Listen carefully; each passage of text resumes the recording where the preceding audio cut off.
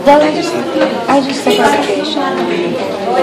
Gusto ko magpahinga sa Manila and finish my two movies and focus on that. And I'm just so happy that I'm back home. But there were offers talaga.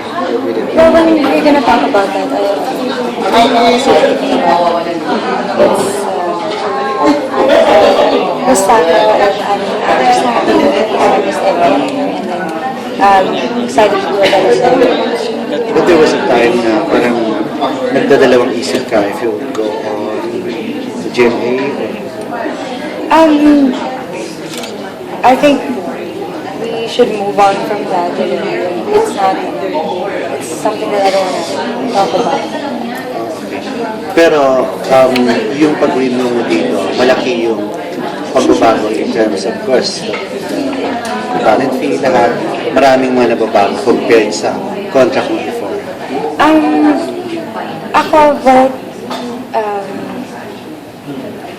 ako I studied here in GMA, so that's the first thing naman na inisip ko about renewing. It's not about anything else. It's not just like that. So, ako, my heart is here din naman. So, I didn't... So yun naman pala. So, wala ka rin entertain before that. You still want to stay with Jenny. Yeah, I don't want to make a comment na about that. But are you looking forward na nandito ka ulit sa GMA? Excited ako gumawa ulit ng teleserye. Na-miss ko na rin.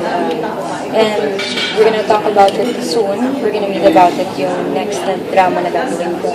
And I missed everyone dito sa GMA, yung staff, yung mga kapwa ko artista dito. And I'm so excited to. It's like a beginning.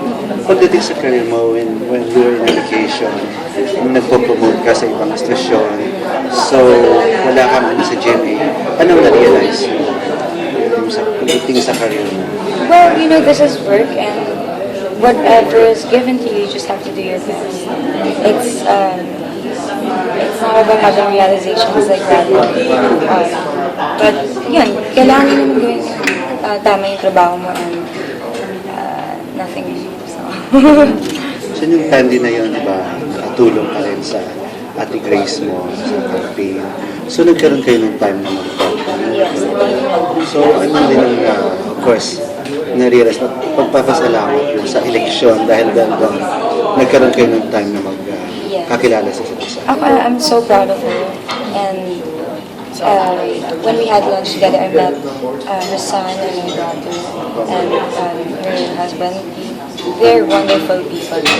Lahat sila mabait. Si Ate Grace, she's very humble. She's very smart. Talagang I really look up to her. Kumbaga, magandang halimbawa. It's, I just feel so proud. Especially what happened. Na nag-number 1 pa siya. Oh, next-time mo ba? Siya nagsabi mismo na hindi niya in-expect yun. But then, I'm just so proud of her. Nagkausap pa kayo after nitong election? Most of the time, it's me and Brian. Nagkaka-text. So nakikwento niya sa'yo. Nagkaroon ng time na nagkasama-sama kayo, nandun din si Manay Susan, nandun din. Nakita kayo? No. So hindi pa nagkaroon ng chance na nagkausap kayo ni Susan? No, not yet. No, before, I got to see her during Legacy taping. Yung pero itong during campaign after the election. Hindi nabigyan ng chance. Siguro sa victory, invited ka, attend ka. So anong gusto mong iparating din sa kanya?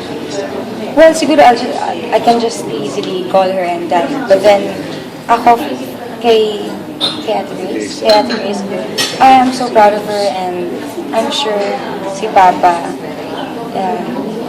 kung ano yung nararamdaman ko ngayon, mas grabe pa siguro sa kanya. Because, for sure, pagpapatuloy niya yung gusto mangyari niya.